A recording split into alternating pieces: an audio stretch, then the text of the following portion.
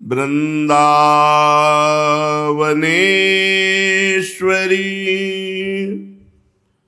तवैव पदारविन्दम्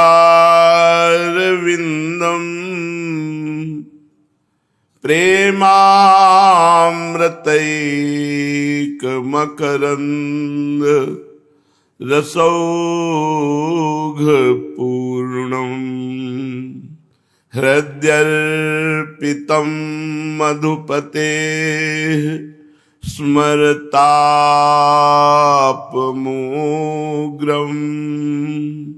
निर्वापयत् परम शीतलमाश्रयामि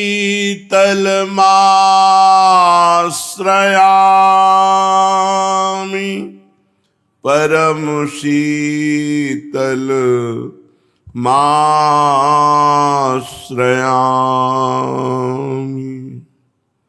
परम सच्चिदानंद घन प्रेमानंद स्वरूप नवनिभृत निकुंज महामहिम परम पावन श्री वृंदावन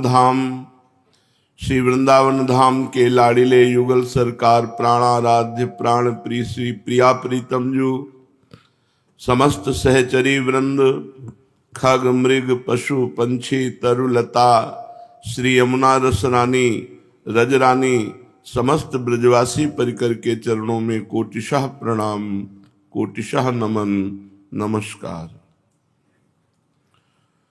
उपासक जैसे भी बने उपास्य देव की समीपता का अनुभव करता रहे। अपने हृदय की बात किसी को बताए नहीं और किसी के हृदय की बात अपने हृदय में न लावे। शास्त्र और सद्गुरु की बात अपने हृदय में लावे और अपने हृदय में जो चल रहा है उसे गुप्त रखे। अगर गलत भी है तो भी गुप्त रखे, क्योंकि कोई बता तो लेगा नहीं, उपहास करेगा। रहीमन मन की मन व्यथा रखिए मन में गोए, सुनी ठलई हैं लोग सब बांट न ले हैं कोय। कोई हमारी व्यथा को बांट तो लेगा नहीं, तो हम क्यों किसी को अपने मन की बात बतावें। मन की बात केवल जो मनाराध्य इष्ट देव हैं गुरुदेव हैं बस।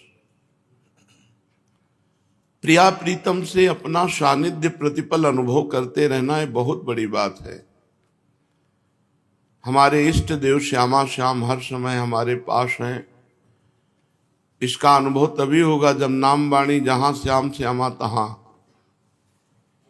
नाम चल रहा है या पद चल रहा है, खाली हृदय कहीं न कहीं फंसा देगा। हानि हरिवंश के नाम अंतर परे, लाभ हरिवंश उच्चरत बानी, तब सुख हरिवंश गुण नाम रसना रटत, और बहुवचन अति दुख दानी। और कुछ बोले तो दुख मिलेगा। प्रिया प्रीतम की चर्चा नहीं तो मौन। निरंतर नाम जब अंतर न पढ़ने पावे, अंतर पढ़ना ही बहुत बड़ी हानि, बहुत बड़ा पाप, बहुत बड़ा अपराध है। अगर अंतर ना पड़ा तो कुछ ही दिनों में देखोगे कि आपके आसपास आपके इष्ट देव विराजमान हैं। चलते फिरते उठते बैठते हर समय अनुभव होगा आपके मन में, आपके दिमाग में, आपके आसपास प्रिया प्रीतम है। मन में प्रिया प्रीतम, दिमाग में प्रिया प्रीतम, आसपास प्रिया प्रीतम हो गया, जीवन मुक्त हो गए। जब मन में संसार, दिमाग में संसार, आसपास संसार तो फंस गए। यही बंधन है। धीरे धीरे हम मन बुद्धि और आसपास का वातावरण भागवतिक कर लें, चिंतन से हो जाएगा। जितना गाढ़ चिंतन प्रिया प्रीतम का होगा उतनी जल्दी ही आपको ये अनुभव होगा। पर मन बहुत बलवान है। इंद्रियों के साथ विषयों में विचरण करना इसे अच्छा लगता है। बस इसी अच्छा लगने को रोक लो तो बस महात्मा हो गए। मन का इंद्रियों के साथ भगवान में विचरण हो, प्रभु में विचरण हो, प्रिया प्रीतम में विचरण हो, संसार में नहीं। संसार का विचरण रोकने की ही साधना है। कभी नाम जप, कभी नाम कीर्तन, कभी लीला गुण श्रवण, कभी लीला गुण गायन, कभी सेवा में है। विविध अभ्यास के साधनों के द्वारा निरंतर भगवदाकार वृत्ति बनी रहे, ऐसा हमें सोचना है। श्रीपाद प्रबोधानंद जी महाराज वृंदावन महिमामृत में वर्णन करते हैं, वापी कूप तड़ाग कोटिभिरहो दिव्यामृताभिर्युतम दिव्योद्यत फल पुष्पवाटिक मनंताश्चर्यवल्ली द्रुमम दिव्यानंत पतन मृगम वन भुवाम शोभाभिरत्यद्भुतम दिव्यानेक निकुंज मंजुलतरम ध्यायामि वृंदावनम। कल भी आया था इस श्लोक में, आज भी है। वृंदावन के जो कूप हैं, वापी हैं, तड़ाग हैं अर्थात सरोवर, कुआं, जो भी जल है ये दिव्यामृताभिर्युतम, दिव्य है और अमृत है। वृंदावन का जल पीने से प्रिया प्रीतम की स्मृति पूर्ण होती है। वृंदावन का जल पीने से अमृतत्व जागृत होता है। वृंदावन का जल परम पवित्र चरणामृत है जो प्रिया प्रीतम में आसक्ति प्रदान करता है।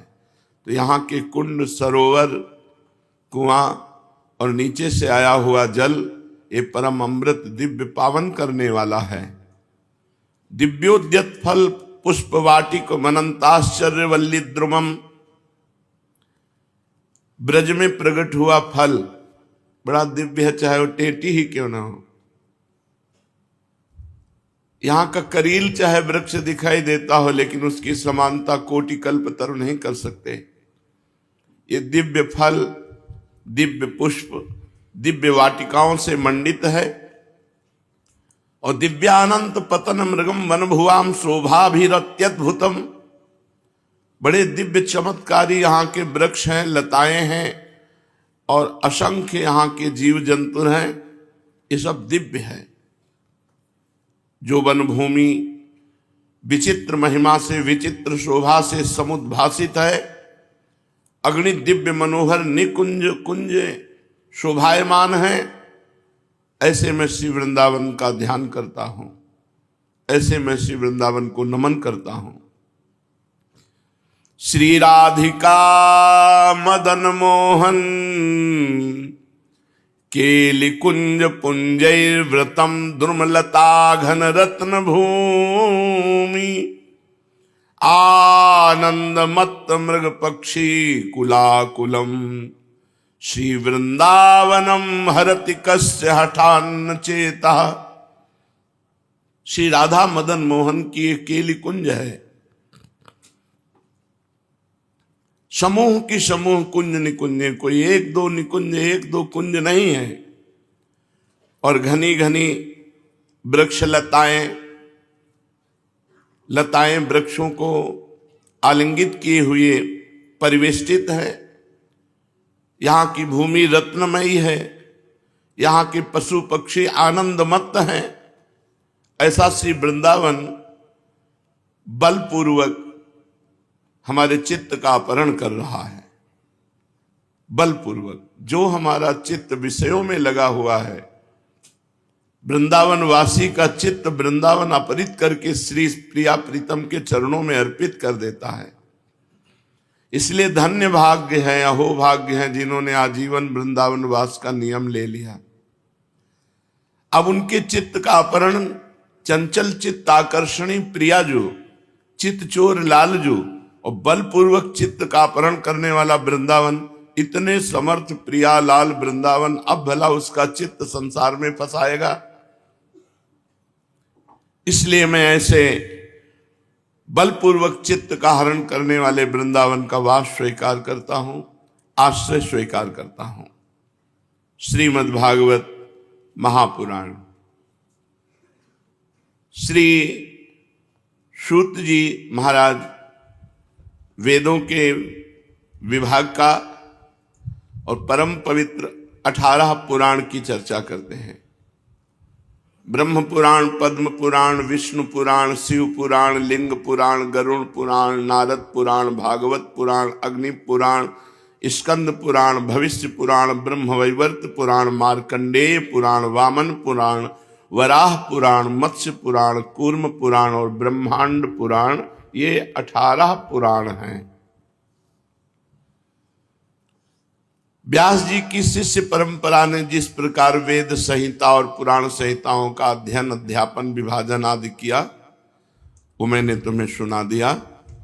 जो ये पुराणों का नाम और ये वेद की विभाजन पद्धति को सुनता है, उसके सारे पाप नष्ट हो जाते हैं और वो ब्रह्म तेज की अभिवृद्धि को प्राप्त होता है।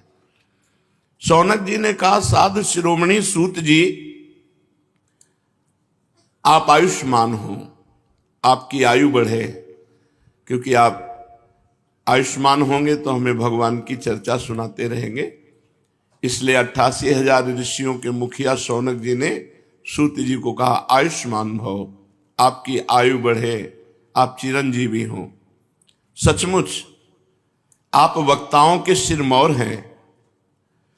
जो लोग संसार के अपार अंधकार में भूल भटक रहे हैं, उन्हें आप वहां से निकालकर प्रकाश स्वरूप परमात्मा का साक्षात्कार करा देते हैं। आप कृपा करके हमारे एक प्रश्न का उत्तर दीजिए। लोग कहते हैं कि मृकंड ऋषि के पुत्र मार्कंडेय ऋषि चिरायु हैं और जिस समय प्रलय ने सारे जगत को निगला था, उस समय भी वे बचे रहे। परंतु सूत जी, वे तो इसी कल्प में हमारे ही वंश में उत्पन्न हुए एक श्रेष्ठ भृगुवंशी हैं, और जहां तक हमें मालूम है कि इस कल्प में अब तक प्राणियों का कोई प्रलय नहीं हुआ है। ऐसी स्थिति में ये बात कैसे सत्य हो सकती है कि जिस समय प्रलय का समय नहीं आया और प्रलय हुआ और केवल मार्कंडेय जी बचे? जब पूरी पृथ्वी जल में डूब रही थी, उस समय केवल मार्कंडेय जी डूब उतरा रहे थे और उन्होंने अक्षय वट के पत्ते के दोने में अत्यंत अद्भुत और सोए हुए बाल मुकुंद भगवान का दर्शन किया। सूत जी, हमारे मन में बड़ा संदेह है और इस बात को जानने की बड़ी उत्कंठा है, और आप बड़े योगी हैं, पौराणिकों में सम्मानित हैं। आप कृपा करके हमारा यह संदेह मिटा दीजिए। सूत जी महाराज ने कहा, शौनक जी, आपने बड़ा सुंदर प्रश्न किया, इससे लोगों का भ्रम मिट जाएगा। और सबसे बड़ी बात तो यह है कि इसमें भगवान की मंगलमयी महिमा है। जो इसका गान करता है उसके सारे कलिमल नष्ट हो जाते हैं। शौनक जी, मृकंड ऋषि ने अपने पुत्र मार्कंडेय के सभी संस्कार समय समय पर किए। मार्कंडेय जी विधि पूर्वक वेदों का अध्ययन करके तपस्या और स्वाध्याय से संपन्न हो गए थे। मार्कंडेय जी ने आजीवन ब्रह्मचारी रहने का व्रत लिया, अखंड ब्रह्मचर्य, और शांत भाव से रहने लगे। सिर पर जटाएं बढ़ा रखी थी, वृक्षों की छाल का ही वस्त्र पहनते थे। वे अपने हाथ में कमंडल और दंड धारण करते, शरीर पर यज्ञोपवीत और मेखला शोभायमान रहती। काले मृग का चर्म, रुद्राक्ष की माला और कुश, यही उनके पास संपत्ति थी। ये सब उन्होंने अपने आजीवन ब्रह्मचर्य व्रत की पूर्ति के लिए ही ग्रहण किया था। वे सायंकाल और प्रातःकाल अग्निहोत्र, सूर्योपस्थान, गुरुवंदन, ब्राह्मण सत्कार, मानस पूजा और मैं परमात्मा का स्वरूप ही हूं, इस प्रकार की भावना के द्वारा भगवान की आराधना करते। सायं प्रातः भिक्षा लाकर गुरुदेव के चरणों में निवेदन कर देते और मौन हो जाते। गुरु जी की आज्ञा होती तो एक बार भोजन कर लेते, अन्यथा उपवास कर जाते। मार्कंडेय जी ने इस प्रकार तपस्या और स्वाध्याय में तत्पर रहकर करोड़ों वर्ष तक भगवान की आराधना की। करोड़ों वर्ष इस प्रकार उन्होंने आराधना करके मृत्यु पर विजय प्राप्त कर ली। जिस मृत्यु को जीतना बड़े बड़े योगियों के लिए भी कठिन है, उस मृत्यु पर मार्कंडेय जी ने तपस्या और भजन के द्वारा विजय प्राप्त कर ली। मार्कंडेय जी की मृत्यु विजय को देख करके भगवान ब्रह्मा, भृगु, भगवान शंकर, दक्ष प्रजापति, ब्रह्मा जी के अन्य पुत्र तथा मनुष्य, देवता, पितर एवं अन्य सभी प्राणी अत्यंत विस्मित हो गए। आजीवन अखंड ब्रह्मचर्य व्रतधारी एवं योगी मार्कंडेय जी ने इस प्रकार तपस्या, स्वाध्याय और संयम आदि के द्वारा अविद्या आदि सारे क्लेशों को मिटाकर शुद्ध अंतःकरण से इंद्रियातीत परमात्मा का ध्यान करने लगे। योगी मार्कंडेय जी महायोग के द्वारा अपना चित्त भगवान के स्वरूप में जोड़ते रहे। इस प्रकार साधन करते करते बहुत समय 6 मनवंतर व्यतीत हो गए।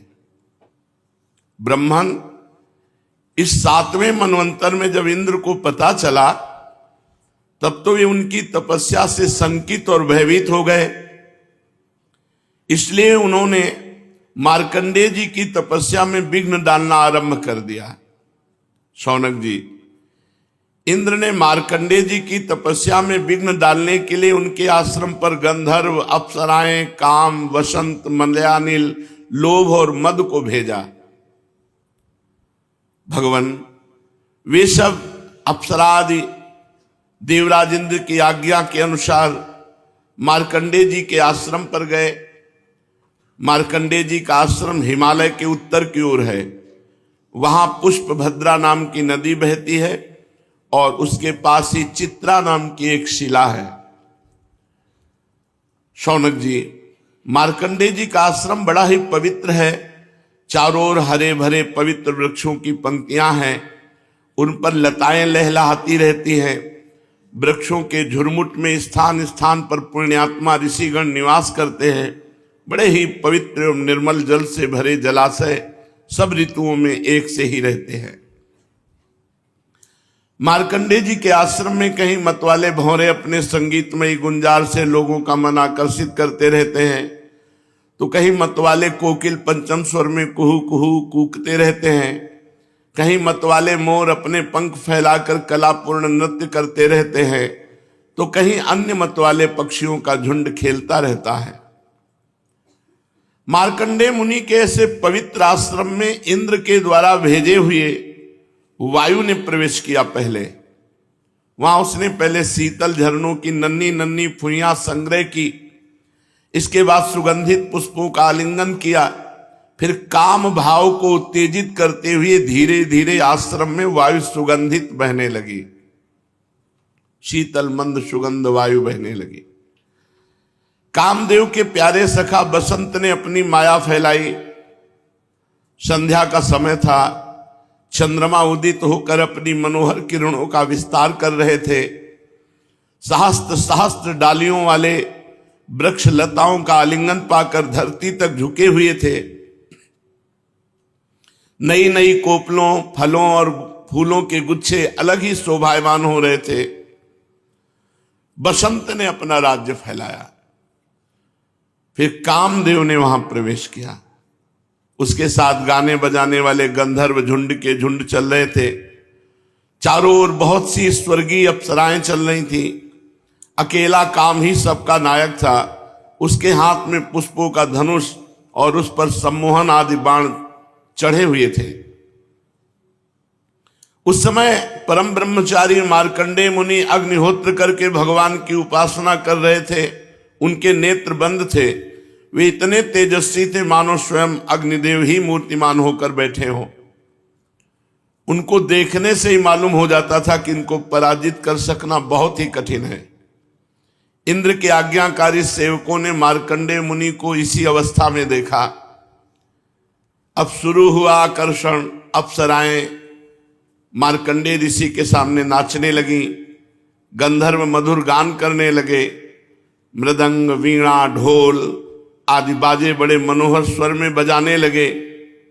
शौनक जी, अब कामदेव ने अपने पुष्प निर्मित धनुष पर पंचमुख बाण चढ़ाया। उसके 5 बाणों के नाम हैं शोषण, दीपन, सम्मोहन, तापन, उन्मादन।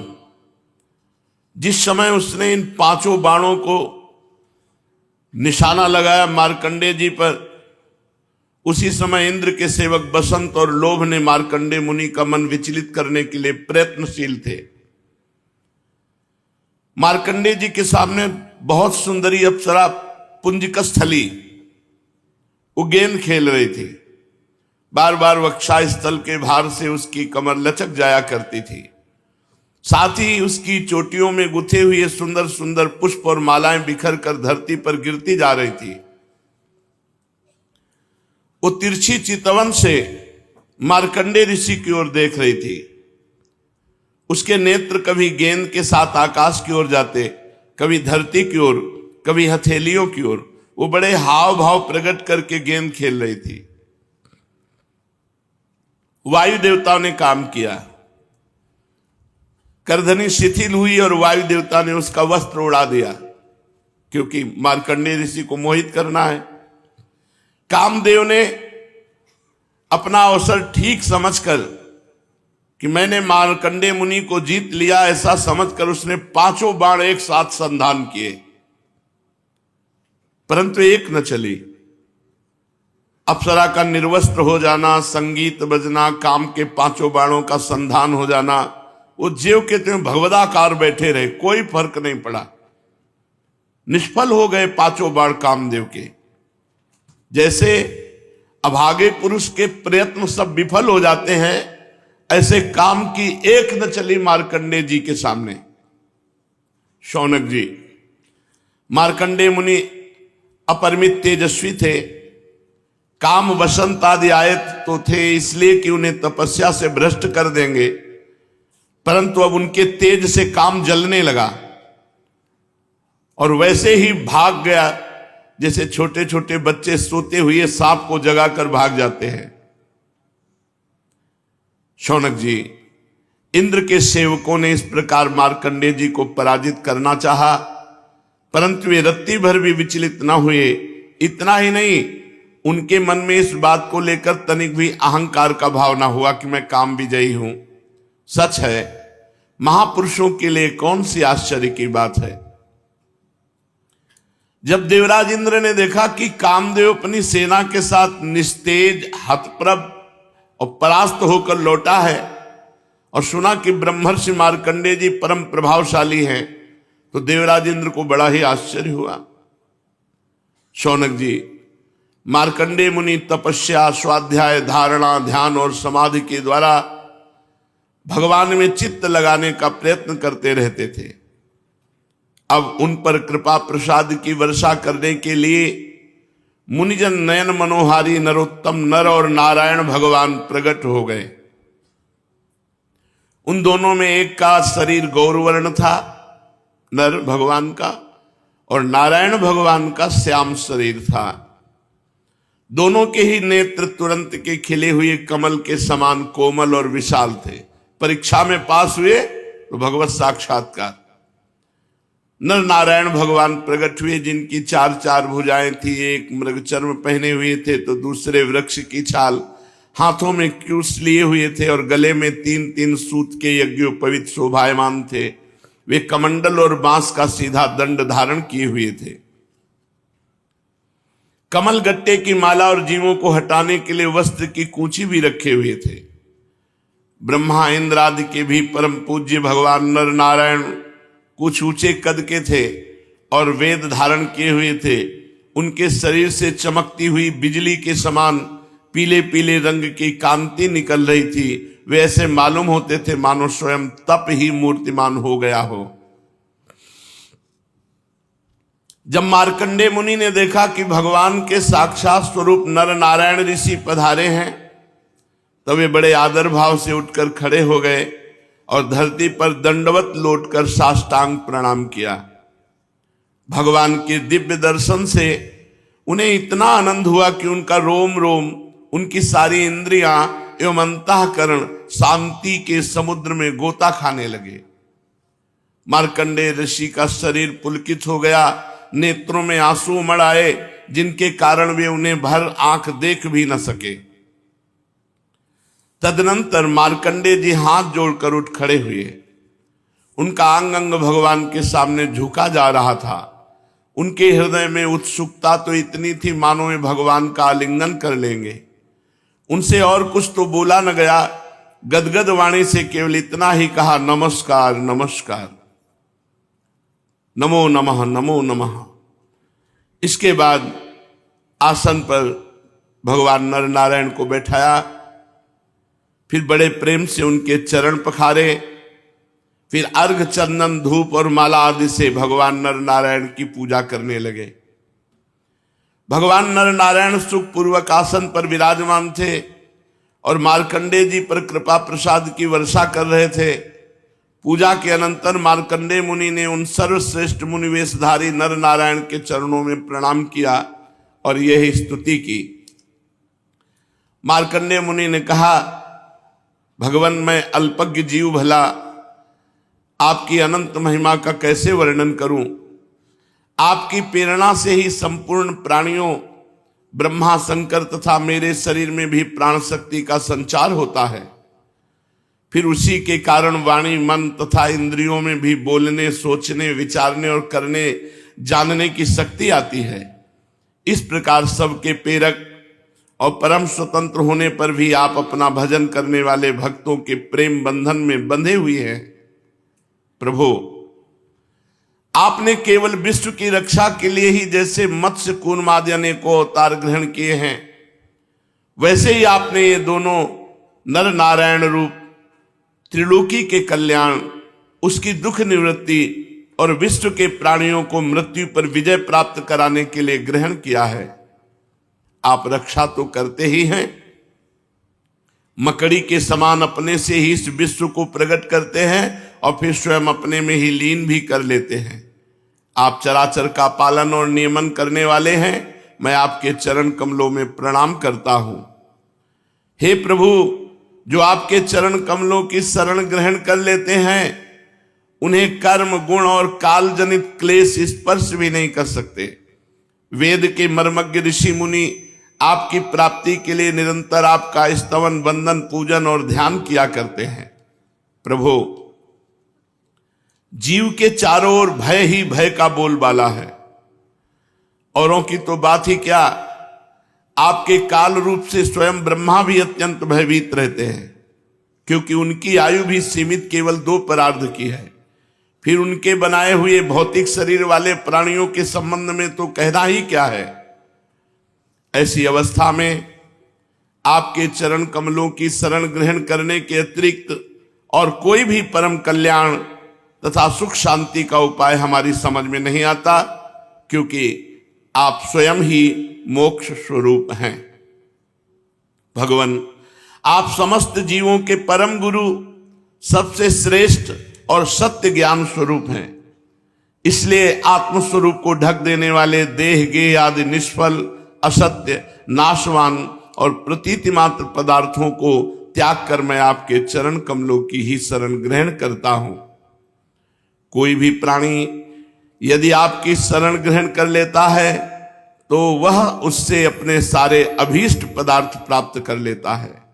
जीवों के परम सुहृद प्रभो, यद्यपि सत्व, रज और तम ये तीनों गुण आपकी ही मूर्ति हैं, इन्हीं के द्वारा आप जगत की उत्पत्ति, स्थिति, लय आदि अनेकों मायामयी लीलाएं करते हैं। फिर भी आपकी सत्व गुणमयी मूर्ति ही जीवों को शांति प्रदान करती है।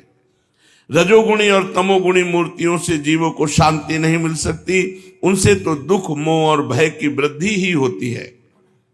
भगवान, इसलिए बुद्धिमान पुरुष आपकी और आपके भक्तों की परम प्रिय एवं शुद्ध मूर्ति नर नारायण की ही उपासना करते हैं। पांचरात्र सिद्धांत के अनुयायी विशुद्ध सत्य को ही आपका श्री विग्रह मानते हैं। उसी की उपासना से आपके नित्य धाम वैकुंठ की प्राप्ति होती है। वैकुंठ धाम की विलक्षणता है कि वह लोक होने पर भी सर्वथा भय रहित, भोग युक्त होने पर भी आत्मानंद से परिपूर्ण है। वे रजोगुण और तमोगुण को आपकी मूर्ति स्वीकार नहीं करते। भगवान, आप अंतर्यामी, सर्वव्यापक, सर्वस्वरूप, जगत गुरु, परम आराध्य और शुद्ध स्वरूप हैं। समस्त लौकिक और वैदिक वाणी आपके अधीन है। आप ही वेद मार्ग के प्रवर्तक हैं। मैं आपके इस युगल स्वरूप नर नारायण को नमस्कार करता हूं। आप यद्यपि प्रत्येक जीव की इंद्रियां तथा उनके विषयों में, प्राणों में, हृदय में भी विद्यमान है, तो भी आपकी माया से जीव की बुद्धि इतनी मोहित हो जाती है, ढक जाती है कि वो निष्फल और झूठी इंद्रियों के जाल में फंसकर आपकी मधुर झांकी से वंचित हो जाता है। किंतु सारे जगत के गुरु तो आप ही हैं। इसलिए पहले अज्ञानी होने पर भी जब आपकी कृपा से उसे आपके ज्ञान भंडार वेदों की प्राप्ति होती है, तब वो आपके साक्षात दर्शन कर लेता है। प्रभु, वेद में आपका साक्षात कराने वाला वह ज्ञान पूर्ण रूप से विद्यमान है जो आपके स्वरूप का रहस्य प्रकट करता है। ब्रह्मादि बड़े बड़े प्रतिभाशाली मनीषी उसे प्राप्त करने का प्रयत्न करते रहने पर भी मोह में पड़ जाते हैं। आप भी ऐसे लीला विहारी हैं कि विभिन्न मत वाले आपके संबंध में जैसा सोचते विचारते हैं, वैसा ही शील, स्वभाव और रूप ग्रहण करके आप उनके सामने प्रकट हो जाते हैं।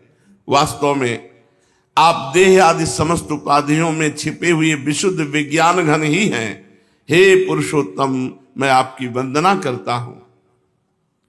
सूत जी कहते हैं, जब ज्ञान संपन्न मार्कंडेय मुनि ने इस प्रकार स्तुति की, तब भगवान नर नारायण ने प्रसन्न होकर मार्कंडेय जी से कहा। भगवान नारायण ने कहा, सम्मान्य ब्रह्मर्षि शिरोमणि, तुम चित्त की एकाग्रता, तपस्या, स्वाध्याय, संयम और मेरी अनन्य भक्ति से सिद्ध हो गए हो। तुम्हारे इस आजीवन ब्रह्मचर्य व्रत की निष्ठा देखकर हम तुम पर बहुत ही प्रसन्न हुए हैं। तुम्हारा कल्याण हो। मैं समस्त वर देने वालों का स्वामी हूं, इसलिए तुम अपना अभीष्ट वर मुझसे मांग लो। मार्कंडेय मुनि ने कहा, देव देवेश, शरणागत भयहारी अच्युत, आपकी जय हो, जय हो। हमारे लिए बस इतना ही वर पर्याप्त है कि आपने कृपा करके अपने मनोहर स्वरूप का दर्शन कराया। ब्रह्मा शंकर आदि देवगण योग साधना के द्वारा एकाग्र हुए मन से ही आपके परम सुंदर श्री चरण कमलों का दर्शन प्राप्त करके कृतार्थ हो गए हैं। आज उन्हीं आपने मेरे नेत्रों के सामने प्रकट होकर मुझे धन्य बनाया है।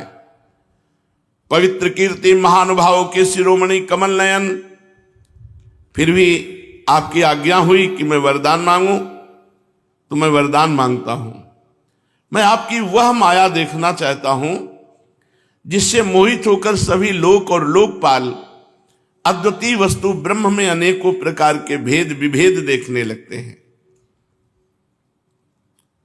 ये वरदान मांगा मार्कंडेय जी ने, मुझे आप अपनी माया दिखाओ। सूत जी कहते, शौनक जी, जब इस प्रकार मार्कंडेय मुनि ने भगवान नर नारायण की इच्छा अनुसार स्तुति पूजा कर ली एवं वरदान मांग लिया, तब भगवान मुस्कुराए। मुस्कुराना ही माया है। और कहा, ठीक है, ऐसा ही होगा। इसके बाद भगवान नर नारायण अपने आश्रम बद्रीवन को चले गए। मार्कंडेय मुनि अपने आश्रम में रहकर इस बात का चिंतन करते कि भगवान कहते थे माया दिखाएंगे, ये कब माया दिखाएंगे। वे अग्नि, सूर्य, चंद्रमा, जल, पृथ्वी, वायु, आकाश एवं अंतःकरण में तो क्या, सर्वत्र भगवान का ही दर्शन करते हुए मानसिक वस्तुओं से भगवान का पूजन करते रहते। कभी कभी मार्कंडेय जी के हृदय में प्रेम की ऐसी बाढ़ आ जाती कि वे उसके प्रवाह में डूबने उतराने लगते और उन्हें इस बात की भी याद न रहती कि कब कहां किस प्रकार भगवान की पूजा करनी चाहिए। वो सोचते थे कि भगवान आएंगे, फिर कभी कोई ऐसा चमत्कार जादू माया का दिखाएंगे। यही सोच रहे थे कि एक दिन पुष्पभद्रा नदी के तट पर मार्कंडेय मुनि भगवान की उपासना में तन्मय हो रहे थे। अचानक देखा कि बड़ी आंधी आ गई, बड़े जोर की आंधी। उसी समय आंधी के कारण बड़ी भयंकर आवाज होने लगी। देखा फिर विकराल बादल आ गए, आकाश बादलों से भर गया। देखा बिजली चमक चमक कर कड़कने लगी और रथ के धुरे के समान बूंदे नहीं, धारा जल की बरसने लगी। यही नहीं, मार्कंडेय मुनि ने देखा कि समुद्र अपनी मर्यादा तोड़ दिया और बाढ़ में आ गया और पृथ्वी को निगलते हुए उनके आश्रम को भी डूब दिया। आंधी के वेग में समुद्र की बड़ी बड़ी लहरें, बड़े भयंकर भंवर, बड़ी भयंकर कान फाड़ डालने वाली ध्वनि और स्थान स्थान पर बड़े बड़े मगरमच्छ लहरों में उछल रहे। उस समय मार्कंडेय जी ने देखा कि बाहर भीतर चारों ओर जल ही जल, मूसलाधार वर्षा, समुद्र मर्यादा तोड़ दिए, सब संसार समुद्र में डूब गया। जिधर देखो जल ही जल, यहां तक कि भीतर भी आंख मूंदते तो जल ही जल, कुछ और दिखाई नहीं दे रहा था। ऐसा जान पड़ता था कि जल राशि में पृथ्वी ही नहीं, स्वर्ग ब्रह्मलोक सब डूब गया। ऊपर से बड़े वेग से आंधी चल रही थी, बिजली चमक रही थी, जिससे संपूर्ण जगत संतप्त हो रहा था। मार्कंडेय मुनि ने देखा कि इस जल प्रलय से सारी पृथ्वी डूब गई। उद्भिद, स्वेदज, अंडज, जरायुज, चारों प्रकार के प्राणी एवं 84 लाख योनियां सब व्याकुल हो गई, सब डूब गई। अब तो मार्कंडेय जी बहुत भयभीत हो गए, उदास हो गए। उनके सामने ही प्रलय समुद्र में भयंकर लहरें उठ रही थी, आंधी के वेग से जलराशि उछल रही थी, प्रलयकालीन बादल बरस बरस कर समुद्र को और भी भरते जा रहे थे। उन्होंने देखा कि समुद्र ने द्वीप वर्ष पर्वतों के साथ सारी पृथ्वी को डुबो दिया। पृथ्वी, अंतरिक्ष, स्वर्ग, ज्योतिर्मंडल, ग्रह, नक्षत्र, तारे, दिशाएं, तीनों लोक सब समुद्र में डूब गए। बचे तो केवल मार्कंडेय मुनि, सब डूब गए। अब उस समय उनकी जटाएं खुल गई, वो पागलों के समान हाथ फैला फैला करके अपने प्राण बचाने के लिए भागते, जिधर भागते उधर जल राशि। भूख से प्यास से व्याकुल हो रहे थे। किसी और बड़े बड़े मगरमच्छ उन पर टूट पड़ते, कोई तिमिंगल मच्छ उन पर टूट पड़ता, हवा की लहर के झोंके थपेड़े, घायल हो गए, विकल हो गए।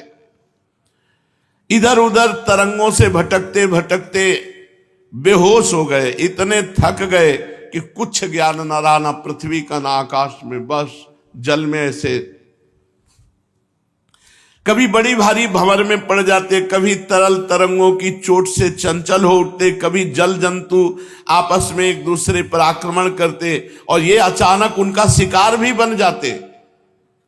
कहीं शोकग्रस्त हो जाते, कहीं मोहग्रस्त हो जाते, कभी दुख ही दुख के निमित्त आते, कभी थोड़ा सुख मिल जाता, कभी भयभीत हो जाते, कभी मर जाते, कभी जी जाते, कभी रोग होते। ये सब देख रहे हैं।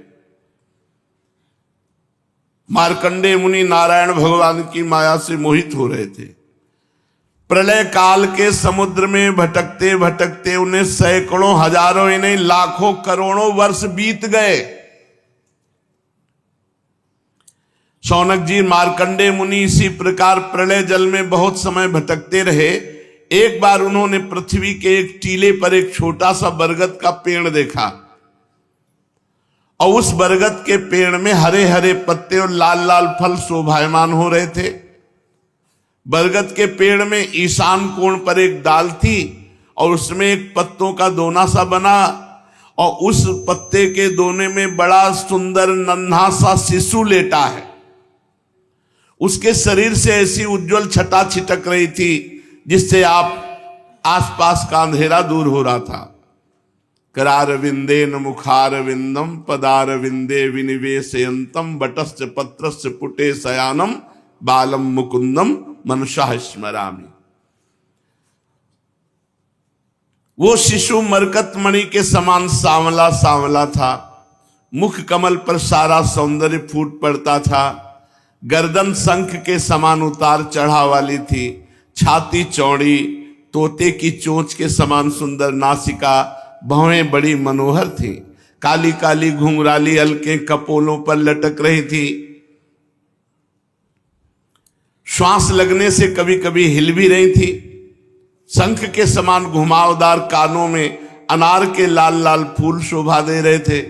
मूंगे के समान लाल लाल ओंठों की कांति से उनकी सुधामयी श्वेत मुस्कान कुछ लाल लिमा मिश्रित हो गई थी। नेत्रों के कोने कमल के भीतरी भाग के समान तनिक लाल लाल थे। मुस्कान और चितवन बरबस हृदय को पकड़ लेती थी। बड़ी गंभीर नाभि थी। छोटी सी तोन पीतल के पत्ते के समान जान पड़ती थी।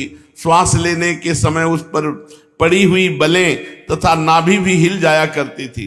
नन्हे नन्हे हाथों में बड़ी सुंदर सुंदर अंगुलियां थी। वो शिशु अपने दोनों कर कमलों से एक चरण कमल के मुख में, एक चरण कमल को अंगूठा मुख में डालकर चूस रहे थे। पैर का अंगूठा, दाहिने पैर को पकड़कर उसका अंगूठा चूस। मार्कंडेय मुनि ये दृश्य देखकर थोड़ा आनंद आया। हजारों करोड़ों वर्ष हो गए समुद्र में डूबते मरते उतराते जीते। जब भगवान बाल मुकुंद के दर्शन किए तो थोड़ा शौनक जी उस दिव्य शिशु को देखते ही मार्कंडेय मुनि की सारी थकावट जाती रही। आनंद से उनके हृदय कमल और नेत्र कमल खिल गए। शरीर पुलकित हो गया। उस नन्हे से शिशु के इस अद्भुत भाव को देखकर उनके मन में तरह तरह की शंकाएं, ये कौन है ऐसा। अब वे उस शिशु से बातें पूछने के लिए उनके सामने गए सड़क के। अभी मार्कंडेय जी पहुंच भी नहीं पाए थे कि उस शिशु के श्वास के साथ उसके शरीर के भीतर उस प्रकार घुस गए जैसे कोई मच्छर किसी के पेट में चला जाए। जब शिशु के पेट में जाके देखा तो वही हाल वहां भी था। वहां भी प्रलय चल रही थी। पूरी सृष्टि जल में डूब गई थी। अब वे विचित्र दृश्य देखकर आश्चर्यचकित हो गए कि जो प्रलय बाहर थी वही इस बालक के उदर में भी। वे मोहवश कुछ सोच विचार भी न सके। उन्होंने उस शिशु के उदर में आकाश, अंतरिक्ष, ज्योतिर्मंडल, पर्वत, समुद्र, द्वीप, वर्ष, दिशाएं, देवता, दैत्य, वन, देश, नदियां, नगर, खाने, किसानों के गांव, हीरों की बस्तियां, आश्रम, वर्ण, उनके आचार व्यवहार, पंच महाभूत, भूतों से बने हुए प्राणियों के शरीर तथा पदार्थ, अनेक युग और कल्पों के भेद से युक्त काल आदि सब कुछ भगवान बाल मुकुंद के पेट में देखा। केवल इतना ही नहीं, जिन देशों, वस्तुओं और कालों के द्वारा जगत का व्यवहार संपन्न होता है सब कुछ वहां विद्यमान था। कहां तक कहें, संपूर्ण विश्व न होने पर भी वहां सत्य के समान प्रतीत हो रहा था।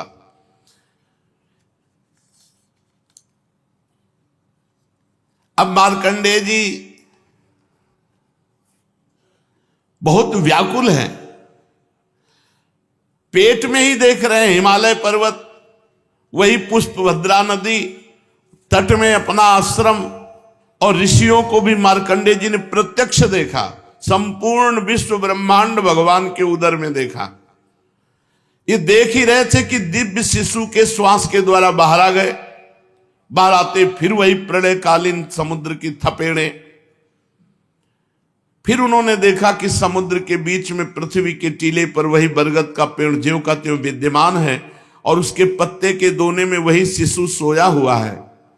उसके अधरों पर प्रेमामृत से परिपूर्ण मंद मंद मुस्कान है और अपनी प्रेम पूर्ण चितवन से वो मार्कंडेय जी की ओर देख रहा है।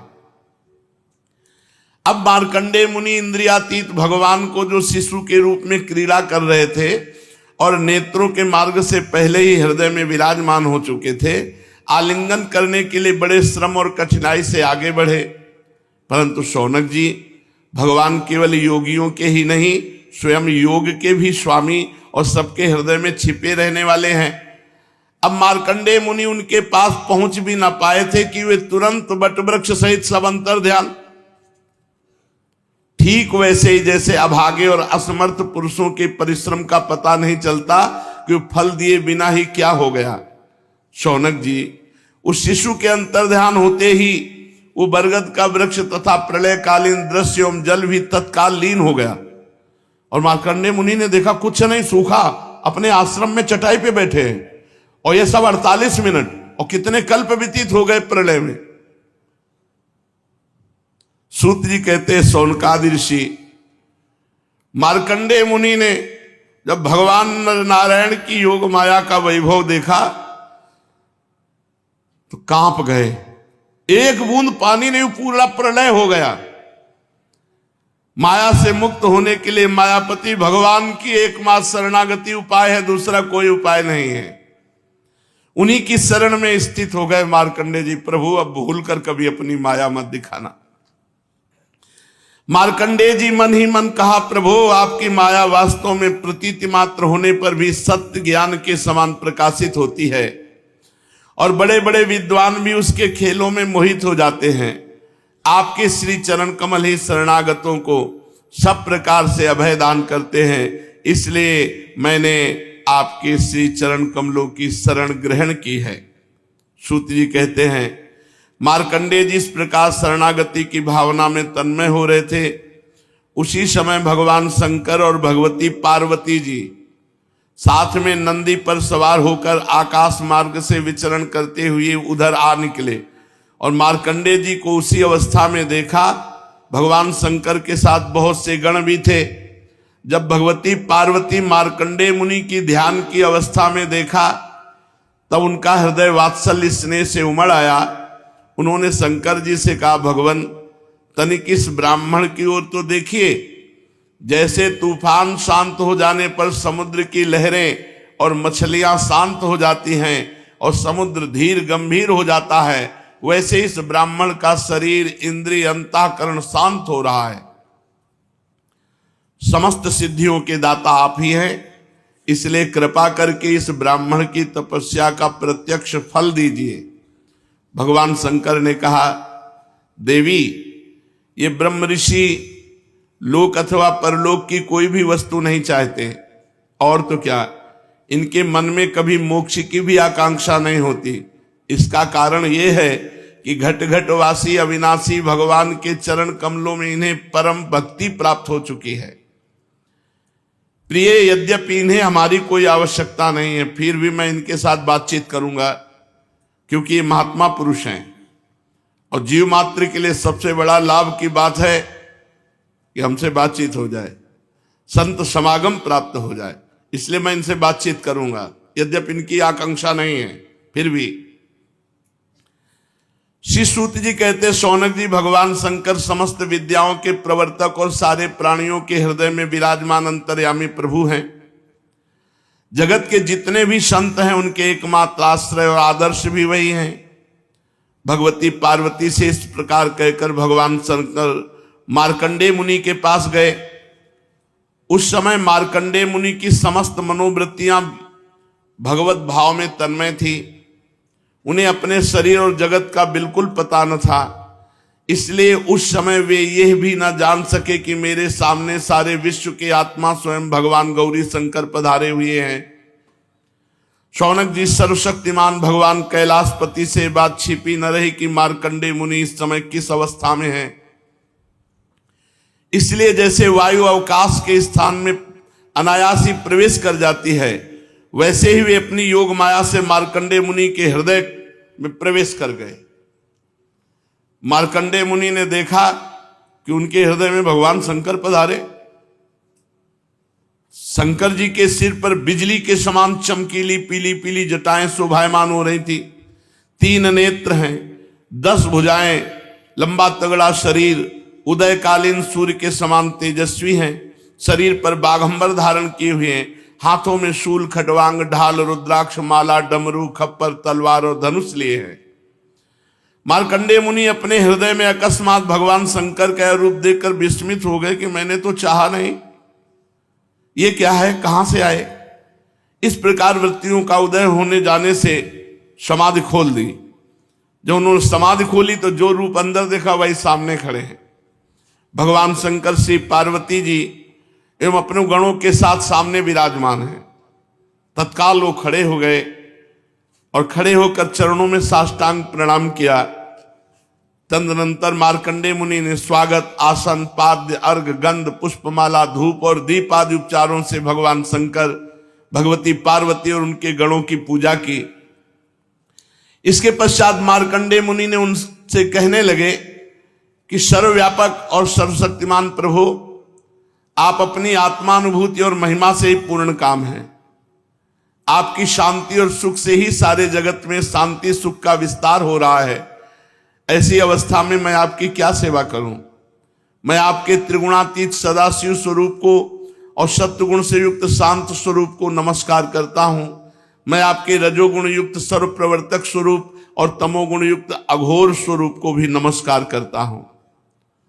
सूत जी कहते हैं, शौनक जी, जब मार्कंडेय मुनि ने संतों के परमाश्रय देवाधिदेव भगवान शंकर की इस प्रकार स्तुति की, तब वे उन पर अत्यंत संतुष्ट हुए और बड़े प्रसन्न चित्त से हंसते हुए कहने लगे। भगवान शंकर ने कहा, मार्कंडेय जी, ब्रह्मा विष्णु तथा मैं, हम तीनों ही वरदाताओं के स्वामी हैं। हम लोगों का दर्शन कभी व्यर्थ नहीं जाता। हम लोगों से ही मरणशील मनुष्य भी अमृतत्व की प्राप्ति कर लेता है। इसलिए तुम्हारी जो इच्छा हो वही वर मुझसे मांग लो। ब्राह्मण स्वभाव से ही परोपकारी, शांत चित्त एवं अनासक्त होते हैं। वे किसी के साथ वैर भाव नहीं रखते और समदर्शी होने पर भी प्राणियों का कष्ट देखकर उसके निवारण के लिए पूरे हृदय से जुट जाते हैं। उनकी सबसे बड़ी विशेषता तो ये होती है कि वे हमारे अनन्य प्रेमी एवं भक्त होते हैं। सारे लोक और लोकपाल ऐसे ब्राह्मणों की वंदना, पूजा और उपासना किया करते हैं। केवल वे ही क्यों, मैं, शिव, भगवान ब्रह्मा और साक्षात ईश्वर विष्णु भी उनकी सेवा में संलग्न रहते हैं। ऐसे शांत महापुरुष मुझ में, विष्णु भगवान में, ब्रह्मा में, अपने में और सब जीवों में अणुमात्र भी भेद नहीं देखते। ऐसे शांत महापुरुष मुझ में, विष्णु भगवान में, ब्रह्मा में, अपने में, सब जीवों में अणुमात्र भी भेद नहीं देखते। सदा सर्वदा सर्वत्र सर्वथा एक रस आत्मा का ही दर्शन करते हैं। इसलिए हम तुम्हारे जैसे महात्माओं की स्तुति और सेवा करते हैं। भगवान शिव ने मार्कंडेय जी से कहा, तुम्हारे जैसे महात्माओं की स्तुति और सेवा करते हैं। भगवान शिव ने कहा, मार्कंडेय जी, केवल जल में तीर्थ ही तीर्थ नहीं होते तथा केवल जड़ मूर्तियां ही देवता नहीं होती। सबसे बड़े तीर्थ और देवता तुम्हारे जैसे संत हैं, क्योंकि वे तीर्थ और देवता बहुत दिनों में पवित्र करते हैं, परंतु संत जन दर्शन मात्र से ही पवित्र कर देते हैं। हम लोग तो संतों को ही नमस्कार करते हैं, क्योंकि वे चित्त की एकाग्रता, तपस्या, स्वाध्याय, धारणा, ध्यान और समाधि के द्वारा हमारे वेद में शरीर को धारण करते हैं। मार्कंडेय जी, बड़े बड़े महापापी और अंत्यज भी तुम्हारे जैसे संत महापुरुषों के चरित्र श्रवण और दर्शन से ही शुद्ध हो जाते हैं। फिर वे तुम लोगों के संभाषण और सहवास आदि से शुद्ध हो जाए, इसमें तो कहना ही क्या है। सूत जी कहते, शौनकादि ऋषियों, चंद्रभूषण देवाधिदेव भगवान शंकर की एक एक बात धर्म के गुप्ततम रहस्य से परिपूर्ण थी। एक एक अक्षर में भगवान शंकर के अमृत टपक रहा था। अमृत का समुद्र भरा हुआ था। मार्कंडेय मुनि अपने कानों के द्वारा पूरी तन्मयता के साथ उसका पान करते रहे, परंतु उन्हें तृप्ति न हुई। वे चिरकाल तक विष्णु भगवान की माया से भटक चुके थे, बहुत थके हुए भी थे। भगवान शंकर की कल्याणी वाणी का अमृत में पान करने से उनके सारे क्लेश नष्ट हो गए। उन्होंने भगवान शंकर से इस प्रकार कहा। मार्कंडेय जी ने कहा, सचमुच सर्वशक्तिमान भगवान की लीला सभी प्राणियों की समझ के परे है। भला देखो तो सही, ये सारे जगत के स्वामी होकर भी अपने अधीन रहने वाले मेरे जैसे जीवों की वंदना और स्तुति करते हैं। धर्म के प्रवचनकार प्राय प्राणियों को धर्म का रहस्य और स्वरूप समझाने के लिए उसका आचरण और अनुमोदन करते हैं, तथा कोई धर्म का आचरण करता है तो उसकी प्रशंसा भी करते हैं। जैसे जादूगर अनेकों खेल दिखलाता है और उन खेलों से उसके प्रभाव में कोई अंतर नहीं पड़ता, वैसे ही आप अपनी स्वजन मोहिनी माया की वृत्तियों को स्वीकार करके किसी की वंदना स्तुति आदि करते हैं तो केवल इस काम के द्वारा आपकी महिमा में कोई त्रुटि नहीं आती। आपने स्वप्न दृष्टा के समान अपने मन से ही संपूर्ण विश्व की सृष्टि की है और इसमें स्वयं प्रवेश करके कर्ता ना होने पर भी कर्म करने वाले गुणों के द्वारा कर्ता के समान प्रतीत होते हैं। भगवान, आप त्रिगुण स्वरूप होने पर भी उनके परे उनकी आत्मा के रूप में स्थित हैं। आप इस समस्त ज्ञान के मूल केवल अद्वितीय ब्रह्म स्वरूप हैं। मैं आपको नमस्कार करता हूं। हे अनंत, आपके श्रेष्ठ दर्शन से बढ़कर ऐसी कौन सी वस्तु है जिसे मैं वरदान के रूप में मांगूं। मनुष्य आपके दर्शन से ही पूर्ण काम और सत्य संकल्प हो जाता है। आप स्वयं तो पूर्ण हैं ही, अपने भक्तों की भी समस्त कामनाओं को पूर्ण करने वाले हैं। इसलिए मैं आपका दर्शन प्राप्त कर लेने पर भी एक वर और मांगता हूं, वो ये कि भगवान में और भगवान के शरणागत भक्तों में और हे शिव आप में मेरी अविचल भक्ति सदा सर्वदा बनी रहे। भगवान में, भगवान के भक्तों में और हे शिव आप में मेरी अविचल भक्ति सदा सर्वदा बनी रहे। सूत जी कहते हैं, शौनक जी, जब मार्कंडेय मुनि ने सुमधुर वाणी से इस प्रकार भगवान शंकर की स्तुति और पूजा की, तब उन्होंने भगवती पार्वती की प्रसाद प्रेरणा से बात कही, महर्षि तुम्हारी सारी कामनाएं पूर्ण हो, इंद्रियातीत परमात्मा में तुम्हारी अनन्य भक्ति सदा सर्वदा बनी रहे, कल्प पर्यंत तुम्हारा पवित्र यश फैले, जाओ तुम अजर हो जाओ, अमर हो जाओ। भगवान शंकर ने,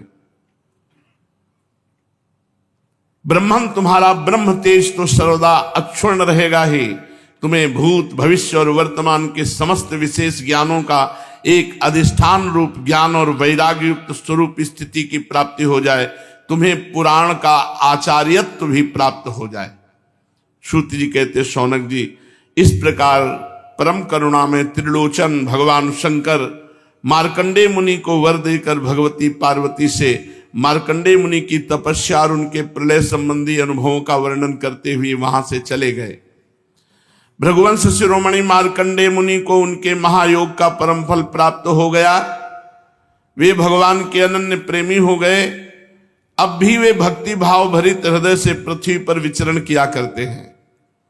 परम ज्ञान संपन्न मार्कंडेय मुनि ने भगवान की योग माया से जिस अद्भुत लीला का अनुभव किया था वह मैंने आप लोगों को सुना दिया।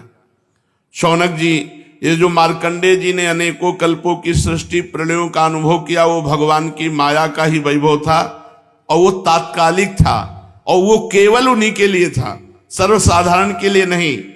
कोई इस माया की रचना को न जानकर अनादिकाल से बार बार होने वाले सृष्टि प्रलय ही को इसको बतलाते हैं। इसलिए आपको यह शंका नहीं करनी चाहिए कि इसी कल्प के हमारे पूर्वज मार्कंडेय जी की आयु इतनी लंबी कैसे हो गई।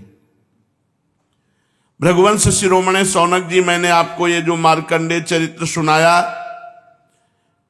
भगवान चक्रपाणि के प्रभाव और महिमा से भरपूर है। जो इसका श्रवण करेगा एवं कीर्तन करेगा, श्रवण कीर्तन करने वाले दोनों की ही कर्म वासनाओं के कारण प्राप्त होने वाले आवागमन के चक्र से सर्वदा के लिए छुटकारा मिल जाएगा। इस चरित्र को सुनने वाला कभी मां के गर्भ में नहीं आएगा, आवागमन से छुटकारा मिल जाएगा। शौनक जी कहते, सूत जी, आप भगवान के परम भक्त और बहुज्ञों में शिरोमणि हैं। हम लोग समस्त शास्त्रों के सिद्धांत के संबंध में आपसे एक विशेष प्रश्न पूछना चाहते हैं, क्योंकि आप उसके मर्मज्ञ हैं। हम लोग क्रिया योग का यथावत ज्ञान प्राप्त करना चाहते हैं, क्योंकि उसका कुशलता पूर्वक ठीक ठीक आचरण करने से मरण धर्मा पुरुष अमरत्व प्राप्त कर लेता है। अतः आप हमें यह बतलाइए कि पांचरात्रादि तंत्रों की विधि जानने वाले लोग केवल श्री लक्ष्मीपति भगवान की आराधना करते समय किन किन तत्वों से उनके चरणादि अंग, गरुणादि उपांग, सुदर्शनादि आयुध और कौस्तुभादि आभूषणों की कल्पना करते हैं। भगवान आपका कल्याण करे, आप हमें बताइए। सूत जी ने कहा, शौनक जी, ब्रह्मादि आचार्यों ने, वेदों ने और पांचरात्रादि तंत्र ग्रंथों ने विष्णु भगवान की जिन विभूतियों का वर्णन किया है, मैं श्री सद्गुरुदेव के चरणों में नमस्कार करके आप लोगों को वही सुनाता हूं। भगवान के जिस चेतनाधिष्ठित विराट रूप में त्रिलोकी दिखाई देती है, वह प्रकृति, सूत्रात्मा, महातत्व, अहंकार और पंच तन्मात्रा, इन 9 तत्वों के सहित 11 इंद्रिय तथा पंच महाभूत, इन 16 विकारों से बना हुआ है। ये भगवान का ही स्वरूप है, पुरुष रूप। पृथ्वी इसके चरण है, स्वर्ग मस्तक है, अंतरिक्ष नाभि है, सूर्य नेत्र है, वायु नासिका है और दिशाएं कान है। प्रजापति लिंग है, मृत्यु गुदा है, लोकपालगण भुजाएं हैं, चंद्रमा मन है, यमराज भौहें हैं। लज्जा ऊपर का ओठ, लोभ नीचे का ओठ, चंद्रमा की चांदनी दंतावली है, ब्रह्म मुस्कान है, वृक्ष रोम है और बादल ही विराट पुरुष के सिर पर उगे हुए बाल हैं। शौनक जी, जिस प्रकार ये व्यष्टि पुरुष अपने परिणाम से 7 वित्ते का है, उसी प्रकार वो समष्टि पुरुष भी इस लोक संस्थिति के साथ अपने 7 वित्ते का है। स्वयं भगवान अजन्मा है, वे कौस्तुभ मणि के बहाने जीव चैतन्य रूप आत्म ज्योति को ही धारण करते हैं और उसी की सर्वव्यापनी प्रभा को ही वक्षा स्थल पर श्रीवत्स रूप से वे अपनी सत्व रज आदि गुणों वाली माया को वनमाला के रूप से, छंद को पीतांबर के रूप से, ओम इन 3 मात्रा वाला आ उमा प्रणव को यज्ञोपवीत के रूप में धारण करते हैं। देवादिदेव भगवान सांख्य और योग रूप मकराकृत कुंडल सब लोगों को अभय करने वाले ब्रह्मलोक को ही मुकुट के रूप में धारण करते हैं। मूल प्रकृति ही उनकी शेष सैया है जिस पर वे विराजमान रहते हैं और धर्म ज्ञान आदि युक्त सत्वगुण ही उनके नाभि कमल के रूप में वर्णित हुआ है। वे मन इंद्रिय और शरीर संबंधी शक्तियों से युक्त प्राण तत्व रूप कौमुदी की गदा, जल तत्व रूप पांचजन शंख, तेजस तत्व रूप सुदर्शन चक्र को धारण करते हैं। आकाश के समान निर्मल आकाश स्वरूप खड्ग, तमोमय अज्ञान रूप ढाल, काल रूप सारंग धनुष, कर्म का ही तरकस धारण किए हुए हैं। इंद्रियों को ही भगवान के बाणों के रूप में कहा गया है। क्रिया शक्ति युक्त मन ही रथ है, तन्मात्राएं रथ के बाहरी भाग हैं। वर अभय आदि मुद्राओं से उनकी वरदान अभयदान आदि के रूप में क्रियाशीलता प्रकट होती है। सूर्य मंडल अथवा अग्नि मंडल ही भगवान की पूजा का स्थान है। अंतःकरण की शुद्धि ही मंत्र दीक्षा है और अपने समस्त पापों को नष्ट कर देना ही भगवान की पूजा है। ब्राह्मणों, समग्र ईश्वर धर्म यश लक्ष्मी ज्ञान वैराग्य, इन 6 पदार्थों का नाम ही लीला कमल है जिसे भगवान अपने कर कमल में धारण करते हैं। धर्म और यश को क्रमशः चमर और व्यजन के रूप में तथा निर्भय धाम वैकुंठ को छत्र के रूप में धारण किए हुए हैं। तीनों वेदों का नाम ही गरुण है, वे अंतर्यामी परमात्मा का वाहन करते हैं। आत्मस्वरूप भगवान की उनसे कभी न बिछुड़ने वाली आत्मशक्ति का ही नाम लक्ष्मी है। भगवान के पार्षदों के नायक विश्व विस्तृत विश्वक्सेन पांचरात्र आदि आगम रूप हैं। भगवान के स्वाभाविक गुण अणिमा महिमा आदि 8 सिद्धियों को ही नंद सुनंद आदि 8 द्वारपाल कहते हैं। शौनक जी, स्वयं भगवान ही वासुदेव, संकर्षण, प्रद्युम्न और अनिरुद्ध इन 4 मूर्तियों के रूप में अवस्थित हैं, इसलिए उन्हीं को चतुर्व्यूह के रूप में कहा जाता है। वे ही जागृत अवस्था के अभिमानी विश्व बनकर शब्द स्पर्श आदि वायु विषयों को ग्रहण करते हैं और वे ही स्वप्नावस्था के अभिमानी तेजस बनकर वायु विषयों के बिना ही मन अनेकों विषयों को देखते और ग्रहण करते हैं।